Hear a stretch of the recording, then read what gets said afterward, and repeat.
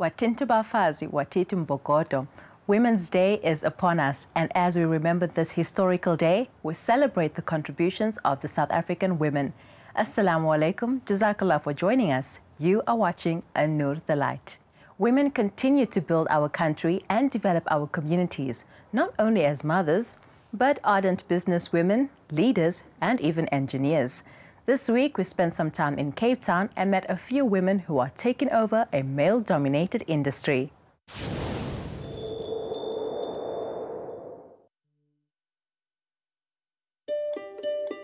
According to Wikipedia, engineering is the discipline, art, skill and profession of acquiring and applying scientific, mathematical, economic, social and practical knowledge in order to design and build structures, machines, devices, systems, materials and processes that safely realize improvements to the lives of people. It can be described as the single most influential profession that can add greatly to the overall comfort of human beings on earth.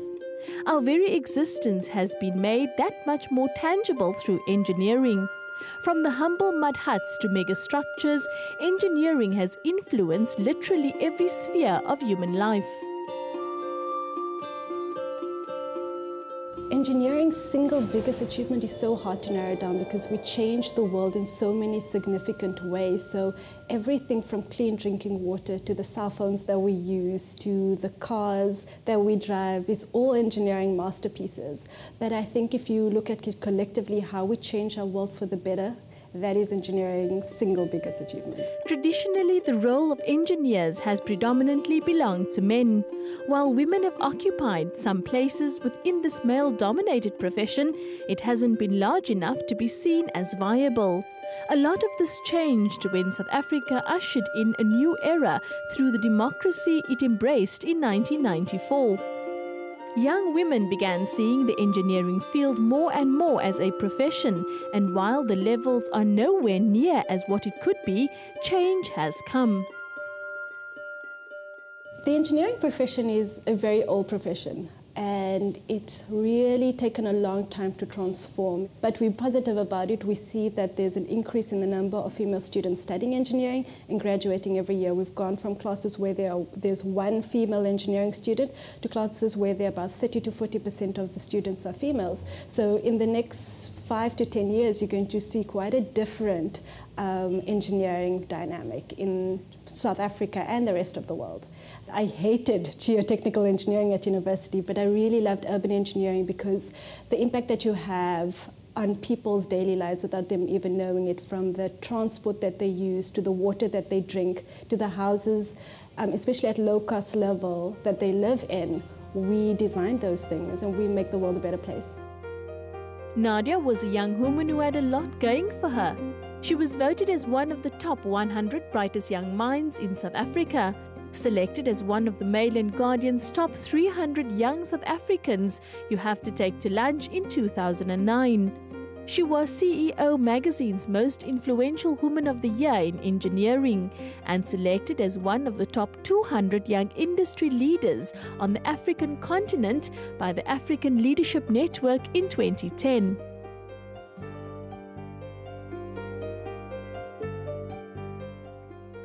I sometimes think that when you get caught up in all the awards that you get, that you start getting a big head about these things. But it's always a compliment.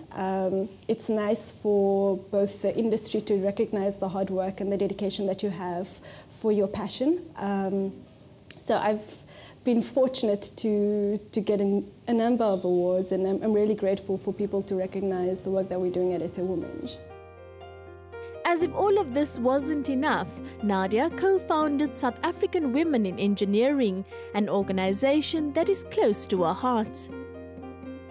South Africa faces a critical, scarce skills shortage. And I think what SA Women really does is look at those scarce skills and make sure that we have enough people to be able to take up that skills challenge.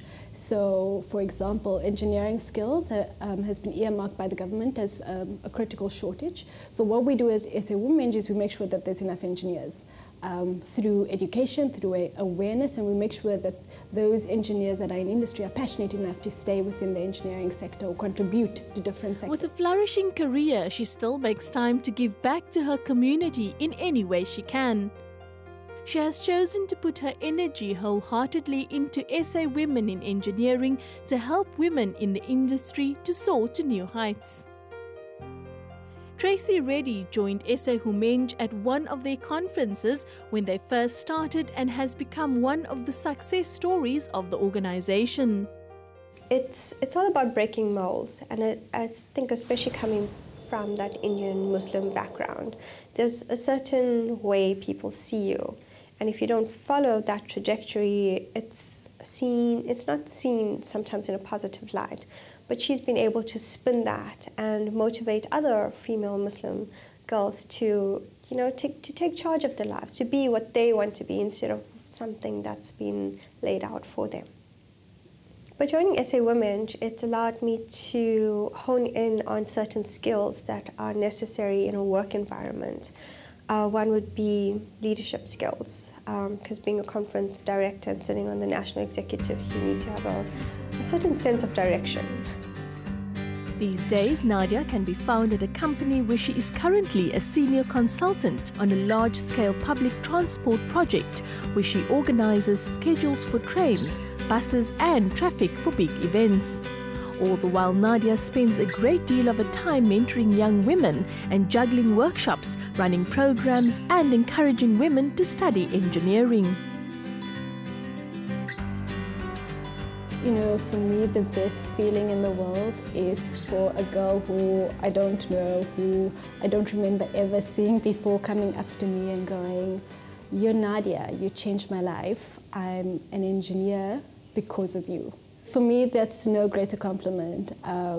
We've worked really hard over the last 7 years to make sure that we actually have the throughput, that our programs do work and that we do have that impact. And even if one life is changed because of the work that we're doing, for me, I'm satisfied that that person is in a better place and in a better position to be able to change the world.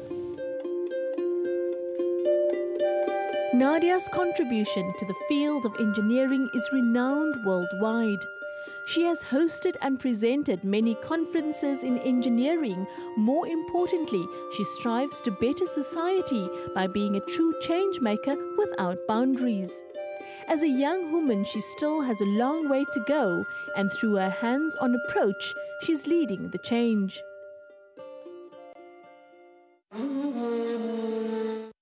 What an inspiring story, and we hope that they continue to prosper and set an example for women all over the world. My favorite doctor is up next with this week's Wellness for the Ladies. Assalamu alaikum wa rahmatullahi wa barakatuh. Welcome to the wellness segment of An Nur the Light with myself, Dr. Maryam Khan. Women's groups around the world marked International Women's Day. Women of all backgrounds come together to celebrate their day. South Africa also celebrates National Women's Day to commemorate the Great Women's March of 1956, when women marched to the union buildings to protest against past laws, legislation that required African people to carry a legal document on them to prove that they were allowed to enter white areas. The march, of course, was a resounding success, and we recognize the bravery of these women by declaring the 9th of August National Women's Day. South Africa's history is characterized by the struggle for justice and racial equality. This was further compounded by the struggle for gender equality.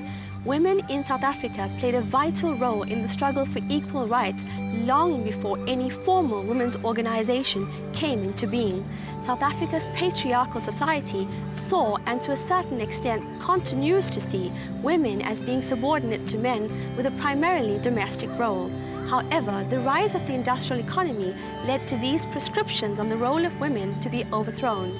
The system of patriarchy and the stereotype of women's work had to be broken before women, particularly African women, could achieve equal status with men. So why do women need rights, and why are women's rights important?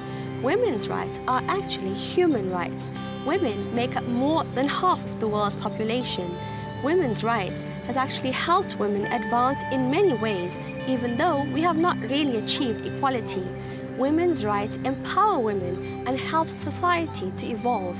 Through equality, women are able to advance physically, mentally, emotionally, psychologically, economically, and society at large is able to advance and evolve, be it access to education, work opportunities, protection from violence and sexual assault, or the right to vote. Women's rights are of key importance to solve inequalities and gender bias, not just in South Africa, but across the globe. While some women believe one day in a year is not necessary to affirm their importance, National Women's Day is certainly one way in which South Africa can honor the role of women. Until next time, Assalamu alaikum wa rahmatullahi wa barakatuh.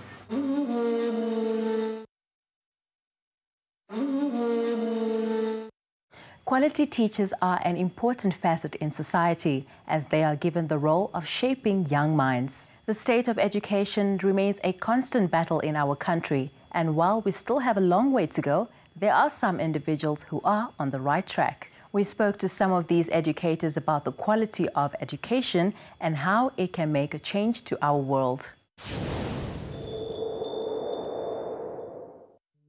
Ever since the advent of democracy in South Africa, Islamic education has grown in leaps and bounds. While there has always been a level of Islamic education, it is more confined to afternoon madrasa schools where young Muslim learners were taught the basics of the religion. Today, Islamic education can be combined with secular education, and new schools are opening up all the time. We have a fantastic model where we integrate both Islamic and secular education. We've chosen this model because we believe that it's very important for children to have a solid spiritual base. If you look at the Islamic education as the roots of the tree that anchor the plant firmly into the ground, so the Islamic education offers children that strong foundation on which everything else is built.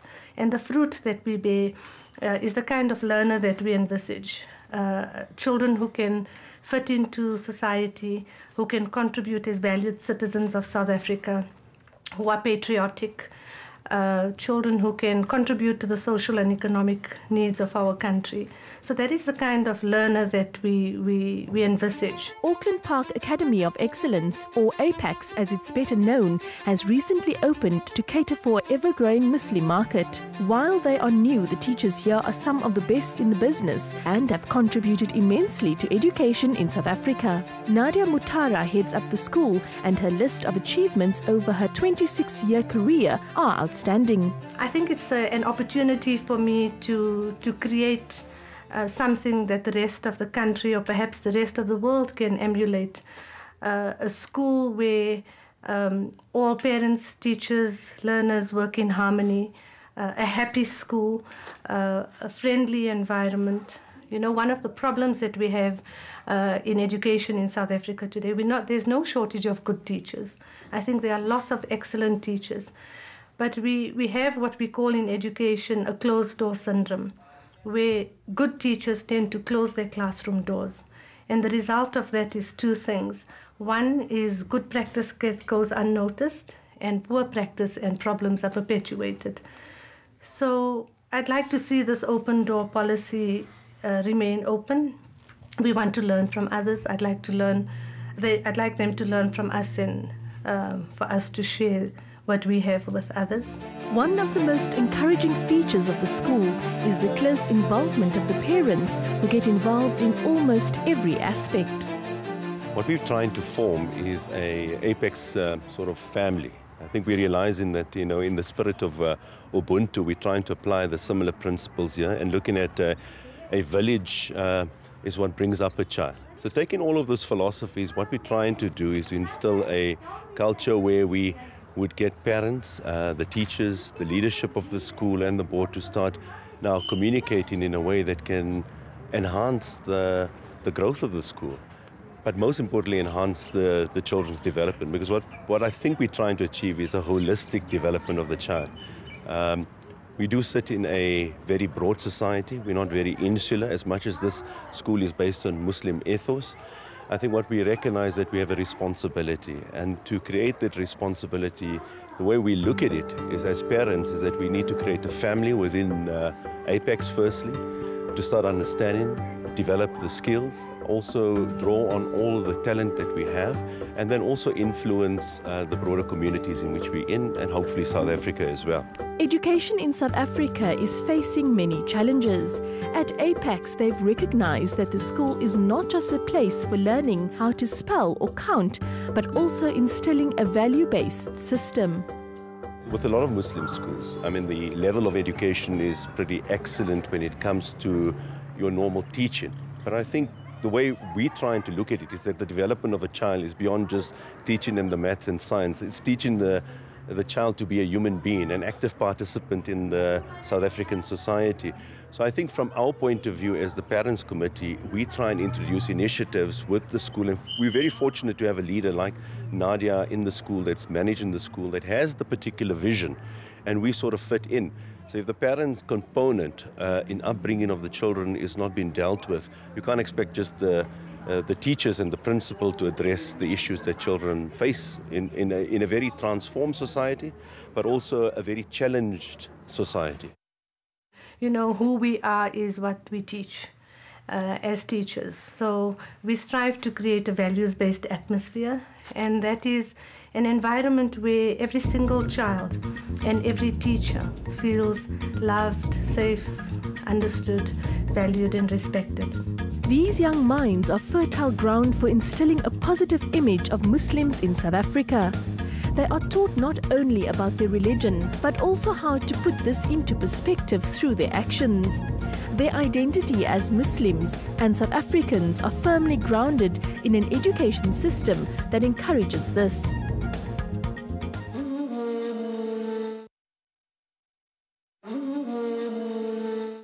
Alhamdulillah, as our children are given more and more opportunities, we can begin to see a brighter future for all. If you are in search of an adventure, we have just the thing for you. We travel to the most amazing places on the borders of Gauteng and Northwest.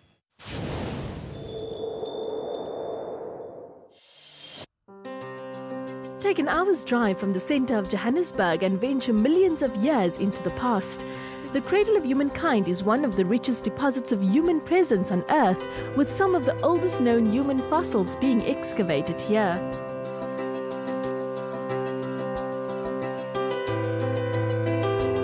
As one of South Africa's 8 World Heritage Sites, it offers visitors an unforgettable walk back in time and presents the evolution of human beings from its earliest forms. The Moropeng Visitors Centre features an interactive experience where the evolution of both Earth and humans are explained in an easy-to-understand manner. Visitors are encouraged to take a slow walk as they learn more about human life on Earth. The Cradle of Humankind is an amazing day trip with lots to offer an inquiring mind. It's another one of Gauteng's must-see destinations. Hot air ballooning is one of the oldest forms of flying, and where better to do this than the Johannesburg mountain range. This balloon ride is the Johannesburg Scenic Balloon Ride. And of course you see the mountains, which are some of the oldest in the world. You can see forever. And of course we see a little bit of wildlife as well, but not a lot. I don't promise a lot, but this is a scenic balloon ride. One of the best times to do hot air ballooning is early winter, when the views over the Lowveld tend to go on forever. Visitors are welcomed with a cup of hot coffee, which is a welcome treat as the mornings can be quite cold. The reason I'd encourage people to come ballooning is so that I can share what I love, and our pilots can share what they love with other people. And I get people coming up to me from 20 years ago in Berlin. I used to wear this hat anyhow. Hello, Bill. You don't remember us, but we came ballooning with you 20 years ago. And they remember who was on the balloon with them, what happened. It's wonderful, and that's a great pleasure for me to be able to share that. Hot air ballooning harks back to a bygone era, and the romanticism of it all, coupled with the incredible views, is nothing short of spectacular. This is most definitely a unique experience that will live in the memory long after the ride is forgotten. Joburg's food scene has become more cosmopolitan in the last few years. Turkish cuisine especially has been making a name for itself in this city of gold, and the offerings are both big and tasteful. We do shawarmas and kebabs. We do the properly grilled, charcoal grills. Shawarmas and kebabs, chicken, beef, lamb, and everything. Everyone wants to try the shawarma, and chicken chops that now is the best dish here. Be prepared for a riot of colors, as Turkish food is regarded as the healthier option. They grill their meat and add lots of fresh vegetables. All the meats that we do freshly every day. That's very important, that. Because if it's standing in the fridge, it's like whole day and 2 days, it's not going to be the same taste. That's why we're not using frozen food, meats and chickens. We do all fresh, everything. The salads, we do cabbage, marination red cabbage. The carrot, also some marination. The lettuce, tomato salads. And we got tzatziki. We do ourselves the yogurt also we are doing here. And chutney, people is called chutney, we call ezme. The chili salad also we are doing here. All the spices also come from Turkey for that salads. Muslims are indeed getting spoilt for choice in Johannesburg, and this is evident as more and more halal food places open. The food here is of the best in the city, so go hungry.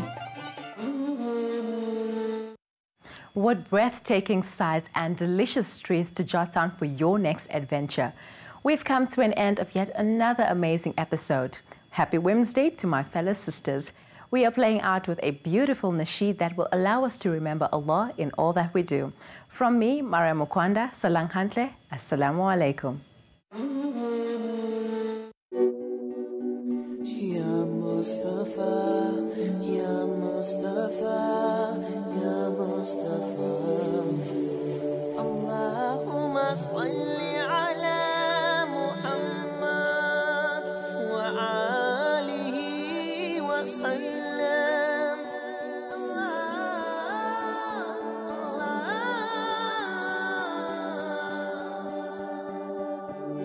If I could run and then I could jump and spread my wings and fly to you. If I could leave, if I could break free, I'll come and live my life with you. I'll give up the world, give up the stars, give up the night, give up the sky. For you I'd live, for you I'd die, for you I'd give everything. Allahumma salli ala Muhammad wa alihi wa sallam.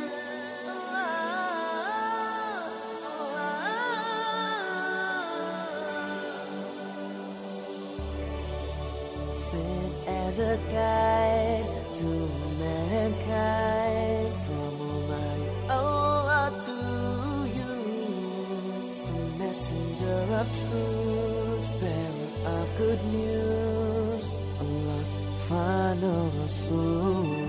I'll give up the world, give up the stars, give up the night, give up the sky. For you I live, for you I die, for you